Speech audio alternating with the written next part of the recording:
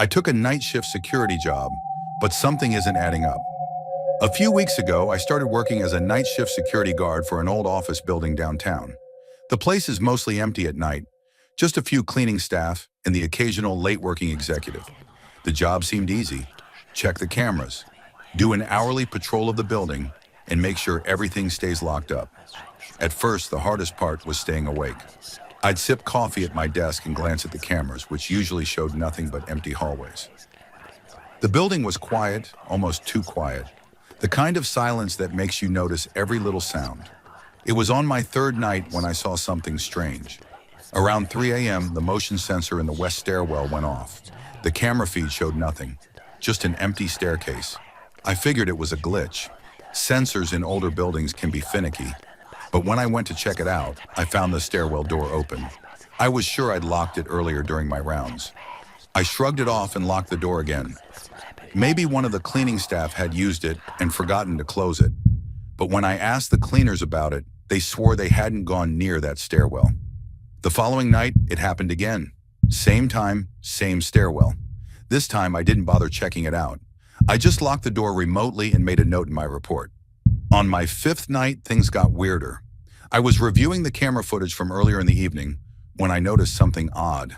At 2:47 a.m., the west stairwell camera showed the door slowly creaking open. No one was there. The hallway was empty, but as the door swung wide, the lights in the stairwell flickered, just once. I rewound the footage and watched it again, and that's when I noticed it. Just before the lights flickered, a shadow passed across the bottom of the stairs. It was quick, like someone had darted just out of view of the camera. That was the first time I felt uneasy. The next night, I decided to do my rounds early, hoping to get ahead of whatever was going on. I started with the west stairwell, checking every door and corner. Everything was locked, exactly as it should be. But when I got to the bottom of the stairs, I noticed something on the wall. Scratches. Long, deep marks running down the paint, as if someone had dragged their fingernails across it. I reported the scratches to my supervisor the next morning, but he just laughed. "It's an old building," he said. "These things happen." Last night was my breaking point. Around 3:15 a.m., I heard a noise, not through the cameras but with my own ears. A low, rhythmic tapping, like someone knocking on a door. It was faint at first, but it grew louder, coming from the direction of the west stairwell. I hesitated, my heart racing, then grabbed my flashlight and headed toward the noise. When I reached the stairwell, the tapping stopped. The door was open again, swinging gently on its hinges. The air in the stairwell was freezing, much colder than the rest of the building. I stepped inside, shining my flashlight down the stairs. That's when I heard it, a whisper. Faint, almost inaudible, coming from the bottom of the stairs. I couldn't make out the words, but the tone was pleading. Desperate. I froze, listening, and then the whisper stopped. The silence that followed was worse. I turned and left the stairwell, locking the door behind me. I didn't finish my rounds that night. Instead, I sat at the security desk, staring at the monitors, waiting for my shift to end. I called out sick today. I'm not sure if I'm going back. Truck driver encounters unexplainable horror on remote night road. It was a night like any other on the desolate highways that crisscrossed through the heart of nowhere. My name's Jake, and I'm a truck driver. Been hauling cargo through the lonesome roads for over a decade. The kind of life that keeps you company with the hum of the engine and the endless stretch of asphalt. That night, I found myself on a particularly eerie stretch of road, swallowed by an impenetrable fog, the kind that wraps around you like a suffocating shroud, concealing the world beyond. The only companions were the dim glow of my headlights cutting through the mist and the rhythmic beat of raindrops on the roof of my rig. I'd heard rumors on the CB radio about this stretch, a place where truckers whispered of abandoned cars, tales of drivers gone missing without a trace. It was enough to send shivers down the spine of even the most seasoned drivers. But I'd always scoffed at such stories. That is until that night. As I maneuvered through the winding road, the fog became denser, almost palpable. Visibility dropped to a few feet ahead, and the low hum of the engine seemed swallowed by an oppressive silence. The glow of my headlights refracted off the mist, casting eerie shadows that danced like wraiths in the night. It was then that I saw him, a silhouette on the side of the road. A man, or so it seemed, standing motionless in the fog. My instincts told me to keep going, but the human in me wanted to lend a helping hand. I eased off the gas and the truck rolled to a stop beside him. He was oddly pale, and the fog clung to his form like a ghostly cloak. But what sent a shiver down my spine were his eyes, big, round, and as black as the void itself. His mouth, a gaping maw, stretched wide in a manner that defied the laws of anatomy. I hesitated, a chill crawling up my spine. Something was terribly wrong. The man-creature didn't move, didn't acknowledge my presence. He just stood there, staring into the fog. With a lump in my throat, I decided to get going. But as I revved up the engine, I glanced back at him. That's when I saw it, the twisted, grotesque smile that curled on his featureless face. Panic surged through me, and I slammed my foot on the gas pedal, leaving the fog-draped figure behind. As I drove away, I grabbed the radio mic to share my unsettling encounter with fellow truckers. But to my dismay, the once buzzing airwaves were silent. No static, no voices, just an unsettling void that mirrored the fog outside. The road seemed endless, and I pushed the accelerator harder, the engine roaring in protest. I needed distance from that creature, needed the safety of the city lights. But as the miles blurred together, the fog persisted, unyielding. I drove way over 100 miles and was sure that creature was far away and I will never met it again. In the distance, a lonely parking lot emerged, and I decided it was time to pull over. The weariness and fear clawed at me, and I desperately needed a moment to collect myself.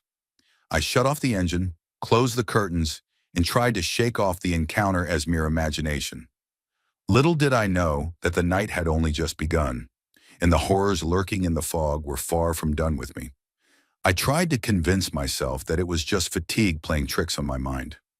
I locked the doors, closed the curtains, and nestled into my bunk, hoping that the haunting image of that pale figure with the unnaturally large eyes and twisted smile would fade away with the night. But sleep remained elusive.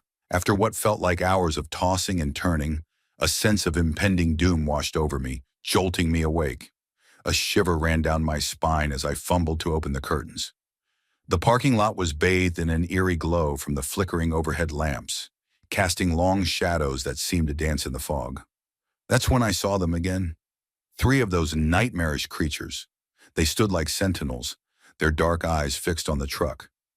Panic gripped me as I fumbled to turn on the cabin lights, revealing their ghastly features in all their horrifying glory. Their mouths wide open emitted guttural growls that reverberated through the metal walls of the truck.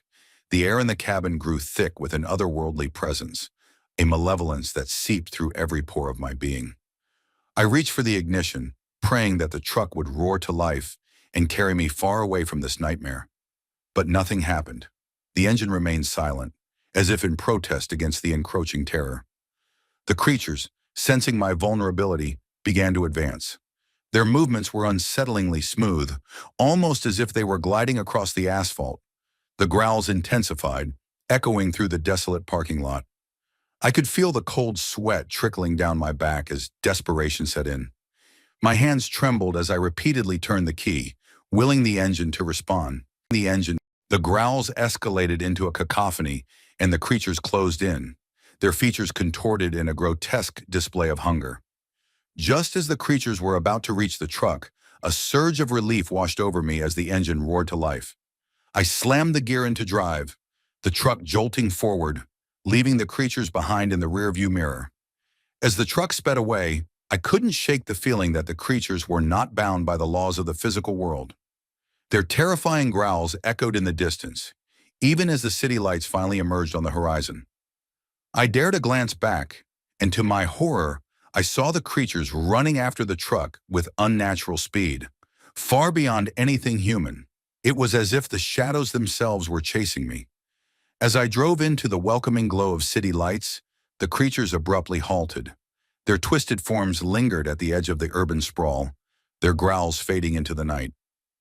Relief mingled with a lingering dread as I realized they had a boundary, a limit to their reach.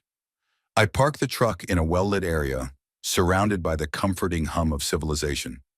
My hands trembled as I reached for the radio mic once more, hoping to connect with someone, anyone.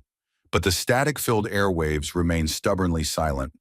The city lights seemed to push back the darkness, but I couldn't shake the feeling that those creatures were still out there, waiting in the shadows for their next opportunity to strike. The night was far from over, and the road ahead held more horrors than I could fathom. I spent the restless hours of the night parked in that well-lit haven, the city lights warding off the encroaching darkness. But no matter how brightly the urban landscape glowed, the images of those nightmarish creatures lingered in the recesses of my mind, their growls echoing like a sinister melody. As dawn began to break, I couldn't shake the feeling that the nightmare was far from over. I pulled back onto the road, my eyes scanning every shadow, every patch of fog, with a newfound paranoia. The city lights gradually faded in the rearview mirror as the road stretched into another desolate expanse. My radio crackled to life, the sudden sound making me jump. It was a voice, a fellow trucker. "Hey, you there? You okay?" The voice sounded concerned, and I eagerly responded, recounting the horrors of the night, the fog-shrouded figures, the broken radio, and the unrelenting pursuit. There was a pause on the other end, and then the voice spoke, heavy with a mix of fear and disbelief. "You're not alone. We've all heard those stories, the abandoned cars, the creatures in the fog, but we always thought they were just stories." The revelation sent a chill down my spine. I wasn't the only one who had faced those monstrous entities. The radio buzzed with hushed conversations among truckers, each sharing their own encounters with the supernatural on this stretch of road. The stories varied, but a common thread emerged. Those creatures, with their haunting eyes and twisted smiles, were a malevolent force that seemed drawn to the lonely roads in the dead of night. No one knew their origin or their purpose, but they left a trail of fear in their wake. As I continued my journey, the unease persisted. The road seemed to stretch endlessly, and the fog clung to the edges of the highway like a malevolent specter. I couldn't shake the feeling that those creatures were watching, waiting for the opportune moment to strike again. The radio chatter intensified, with truckers exchanging advice on how to avoid the creatures, sharing tales of those who had disappeared without a trace. The fear was palpable, a shared experience that bound us together in the face of the unknown. With each passing mile, the city lights became a distant memory. The road ahead was swallowed by an impenetrable fog, and the radio once again fell silent. The hairs on the back of my neck stood on end, and a cold sweat broke out across my forehead. As I approached the familiar stretch where I first encountered the creatures, a sense of dread settled over me. The fog thickened, and the atmosphere grew heavy with the weight of unseen eyes. Then a haunting realization struck me. This road was a loop, an unending circuit that brought travelers back to the heart of the supernatural. The city lights, the camaraderie on the radio, all illusions meant to deceive. The creatures weren't bound by distance, they were bound by time, forever haunting those who dared traverse this cursed stretch. A guttural growl echoed through the fog, and the twisted figures emerged once again. Their black eyes bore into my soul, their gaping mouths emitting an otherworldly wail. I slammed my foot on the gas pedal, the engine roaring in protest, but the truck seemed tethered to the nightmarish loop. As the creatures closed in, the fog swallowed everything, and the road became an unending void. The last thing I saw were those eyes, an abyss that seemed to consume all light. The radio crackled to life one final time, a chorus of terrified voices screaming a warning. But it was too late. The creatures closed in, and the world descended into darkness. And so, the haunted highway claimed another victim, lost to the eternal night and the malevolent creatures that lurked within the fog.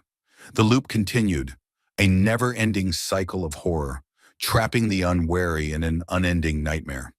The road stretched on, shrouded in fog, a haunted path that few dared to traverse, and even fewer escaped. Have you guys heard this new horror podcast, The Final Party? It's called The Final Party. It's really good, and I'm kind of hooked on it. I've always been a big fan of ARGs and fourth wall breaking horror and meta-narrative and stuff, and this podcast's super good for that. I'm usually pretty late to the party with these kinds of things, I only started listening to the No Sleep podcast late last year, for example, so you've probably all already heard it, but I haven't seen anyone talking about it on here, so I thought I'd mention it. I have no professional or financial connection to this podcast. I just want to clarify that. This isn't advertising. I'm just a big fan. I don't work on it. I don't know who does work on it, actually. They don't have any kind of social media presence. No Twitter, Instagram, Facebook. I found a few fan pages, but they don't seem to be official, and nobody knows the details of who's behind the show itself. It surprises me they have so many subscribers. Generally, podcasts seem to need to promote the heck out of themselves on social media. The narrator has a very familiar voice, don't you think? At first, I wondered if he was someone from the horror narration community, but I can't place him. He's got that sort of sultry, vaguely menacing British voice that some of the best male horror narrators can pull off really well. But there's something extra about him, isn't there? Like, I swear this guy wouldn't sound out of place in Hollywood. I wish I knew what his name was. I'd love to listen to more of his work. On the show, he just calls himself the host. I guess that fits, really. The podcast is hard to describe for anyone who hasn't listened to it, which is why I'm reaching out to other fans on here, so maybe we can get a discussion going before tonight, which I'm really excited about. So, basically each episode takes place at a party. At first, I thought it was the same party, and I guess in a way it is, the final party, but the location seems to change each episode. A group of friends show up to the party and generally start having a good time. It's always some kind of decadently decorated basement location, from the way they describe it. Plenty of booze on hand, dim lighting, music playing from unseen speakers. And then here's where the really cool part kicks in. After we hear the partygoers shooting the shit with each other for 5 or 10 minutes, the host shows up. He tells them the theme of the party, and it's always something really fucking creepy or horrible. Some of my favorite episodes have been an episode where there's a dead body hidden around the party, and the guests have to find the dismembered body parts and piece together the victim. The big reveal at the end of this one was that the victim was the sister of one of the characters, and they all freaked the fuck out when they found her head inside the disco ball. I love that touch. The episode where the guests are served pizza and forced to eat it on pain of death for all of them, and one of the slices is laced with extremely fast-acting poison, and it's sort of a game of Russian roulette to see who eats the poison pizza. It was a boy called Craig whose girlfriend absolutely freaked when he vomited up his insides. An episode where the guests have to decide amongst themselves which member of the party they're going to drown in a bathtub. This one had a brilliant twist, because they finally decide to kill this one guy who they all think is a bit of a dick. But when they do, it turns out the bathtub is filled with acid, and the murderers get their arms burned off too. Really clever horror gimmick. The obligatory slasher killer episode, where someone is murdering the party guests and it's kill or be killed. The two surviving party members end up stabbing the killer to death, only to find out it's their teacher, who's been blackmailed into murdering them all horribly by the host, who has the poor guy's family. And my personal favorite, the episode where the party guests are told they have to cut their own fingers and toes off to fill a bowl attached to a scale that'll trigger a door and release them. This one was really grim because most of the people in this one were total assholes, and they end up turning on this one poor kid they'd been teasing and bullying in the intro and forcibly removing his digits without cutting off any of their own. The denouement here was awesome. They all rushed out the exit when it unlocked, leaving the poor fingerless kid bleeding on the floor in the party room, only the exit led straight down a fucking lift shaft. The sound effect as all 5 of them just plummeted into the darkness and splatted at the bottom was fucking great. I swear they must have thrown a slab of ham down an actual lift shaft or something to get that sound. So yeah, I know maybe it sounds a bit traditional Saw-like horror, but any of you who've heard it know why it's a bit better than that. Yeah? I mean, first off, the actors are absolutely incredible. I've never heard a podcast acted that believably. It's different actors each episode too. You never get the same partygoers twice. The only person who recurs is the host. And they're just incredible. I don't know if they record in a studio or actually set up the party locations and just roleplay, but you'd swear it was the audio of an Oscar-worthy movie or something. It sort of makes me wish they'd live stream it or do a visual version, actually. I think it'd go down really well on YouTube or something. I guess it's just the budget that'd require.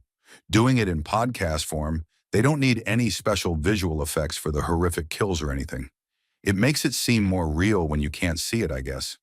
Secondly, remember I mentioned meta-narrative fourth wall breaking, yeah? That part's really fucking clever, and it leads to listener engagement in a way that I'm surprised more podcasts don't do.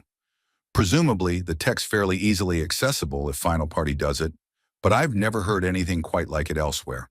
Basically, and I don't know how it does it, but the podcast draws on your iTunes or podcast feed user data to make custom recordings aimed at you.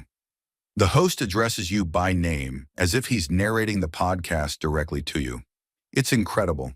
The way he describes the scenes, the way he tells you what's going on, it's like he's actually there watching it all play out. It's very well written. I think my absolute favorite way the fourth wall was used was one time when I listened to the show with my boyfriend. We normally listen to it alone, then discuss it afterwards. It's creepier that way. But one night he was staying over, and it was new episode day, and we were both super excited to listen. I've no idea how they did it, but the host addressed both of us. We totally flipped. Proper screaming, then looking at each other and laughing. My boyfriend was logged into some of his accounts on my laptop, so I guess it scraped his user data from somewhere, which I guess is probably a security concern, but fuck. It's just too cool and creepy to worry about that too much, right? At the end of every show, you're issued with a custom invite to come party yourself. I love that touch too. Like I could have actually believed that these parties are for real going on somewhere, and I could actually go to one and get the pants scared off me. Me and my boyfriend talked about this a lot. There's even a community of fanfic writers who write about their own ideal final parties. And I admit I got a bit involved with that. It was through that community that we found out the invitations weren't just for the horror effect. Like, holy shit, guys, if you don't know already, this is how they get actors for the show. We actually get to attend the goddamn parties ourselves. I signed up via the link that one of the producers, I assume he was anonymous, posted on the community, and soon enough, both myself and my boyfriend were issued with honest-to-God postal invites. Proper fancy cardstock, wax seals, the lot. So, oh my God, the party is tonight, and I am so thrilled I could puke. I wonder what theme we'll get. Something really gory and violent, I hope. I'm looking forward to being split from tits to toes, as the host has said before. Or no, maybe I'll be the survivor. I don't know, however it plays out, I'm so excited. I love these ARG things. I love the idea of live escape the room games, and I love this goddamn podcast. We don't know where the party's being held yet. We all have to meet at a location outside of town where a van will come and take us to the party proper. Excited to see who I'll be going with. Sometimes the groups are made up of existing friends. Sometimes they're all strangers. It varies. I don't really know much else about what to expect other than what the producer told me. I tried to get in touch with some of the past actors, partygoers, but I guess they must have signed non-disclosure agreements or something, because I can't track down any of the people I've heard on the podcast. The fandom's pretty obsessed with finding them, but so far we've come up empty. So yeah, the final party's tonight, and I've got my hottest horny teen horror movie dress ready, and I'm so hyped, you guys. I really hope there are some other Final Party fans on here, or if not, I really hope you check out the show. Our episode should be going up next week, I think, so by this time next Sunday, you'll all be able to listen to me get murdered horribly. Or survive, I guess. I just hope that either way, I don't die first. I'm really excited. I saw something on the evening news that I can't explain. My work friends and I were out at our favorite pub last night. Not a really fancy place, but, you know, cheap beer and close enough to home that I don't have to drive. The night started out normally enough. The four of us crammed into a small table off in the corner, mostly talking shop and shitting on our boss. Being this was the middle of the week, there weren't too many other people around. Maybe around 8 or 9 others in the whole place. Everybody just kind of keeping to themselves. Sort of people you'd expect to see in a pub on a Wednesday. Anyway, from where I'm sitting, I have a pretty good view of the TV behind the bar. Jesse, the bartender, is kind of lazily flipping through channels and passes by our local news channel. There's a brief burst of orange and red on the screen, which I register as a fire happening somewhere, which then disappears as Jesse switches over to the next channel. Something about the image looks oddly familiar, though. "Hey Jess, can you switch that back?" I call out to her. The news comes back on, and suddenly I recognize the building in the frame. It's my building, and it's burning. "Holy shit," I say, loudly enough that a few people follow my gaze to the television. "That's my apartment." The crowd in the bar falls kind of quiet. Everybody's staring up at the screen now. The screen shows a wide shot of the outside of my building. The camera must be set up on the north end of the block because I recognize a lot of shops on the ground floor. Property management, dry cleaner, convenience mart, etc. The top left corner of the building is aflame. It's not a huge fire by any means, but it looks like a few units between the top 4 floors or so have already been engulfed by the flames. "Swing, man," one of my coworkers says. That sucks." There's an uncomfortable murmur of agreement that passes around the table. I mean, I don't blame them. I wouldn't know what to say in this situation either. "Yup," I agree just as awkwardly. Thankfully, my apartment is only about halfway up and located on the west side of the building. I cross my fingers, hoping my stuff will be okay. The camera cuts to a reporter on the scene. He's standing a little further away. Looking at the shops in the background, I can tell he's across the street on the northwest corner of the building.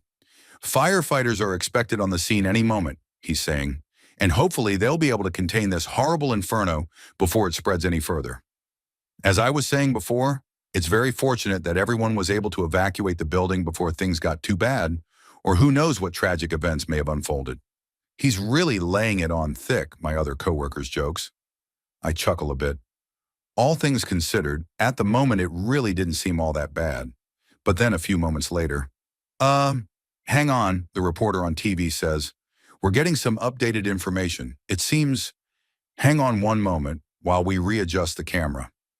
The previously locked down camera starts to shift, the angle focusing on an area of the building about halfway up the west side. All the lights in the building are out except for one. I feel a weird creeping sensation as I start counting the windows from the bottom. 5 up, 2 over. That's my place. I swore I turned that light out, I think at first. Then I see it. There's a person standing in my window. The camera is zoomed out too far to make out any features, but it definitely looks like a man, and it's definitely standing in my apartment. I watch petrified as the camera zooms in closer. The reporter babbling on about the overlooked, ill-fated soul still trapped in the blazing, such and such. As the image gets closer, I start to make out more details. The person is dancing or something.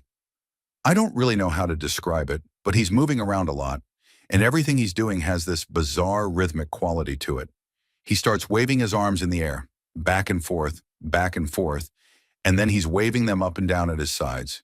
Then he's banging both fists on the glass. Then he's waving his arms over his head again, back and forth.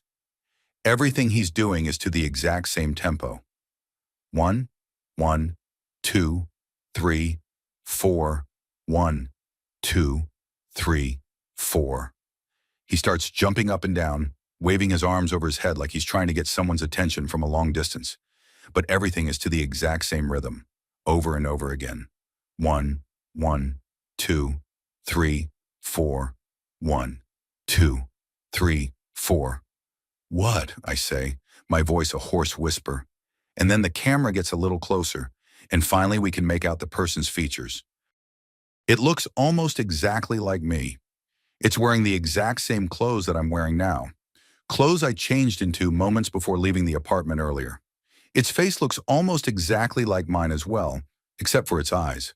Its eyes are far too big for a normal person.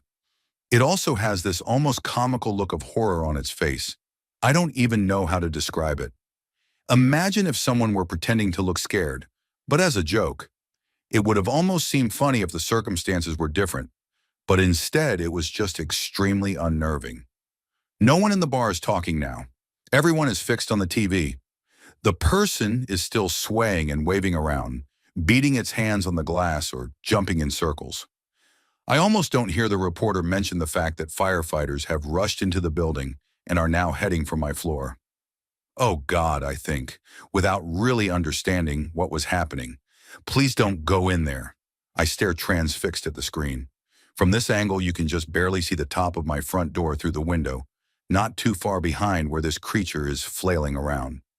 Right now it is holding its face in his hands and shaking its head from side to side as if saying no. Suddenly the door behind it bursts open as, presumably, the firefighters have entered my apartment. The creature stops moving. For a second I see its expression change. The comical look of horror is gone, replaced by a huge smile filled with enormous, pointed teeth. Then the lights go out. We all just sat there, staring at the screen as the camera slowly zoomed out from the now dark window. No one says anything as we all quietly pay our bill and leave.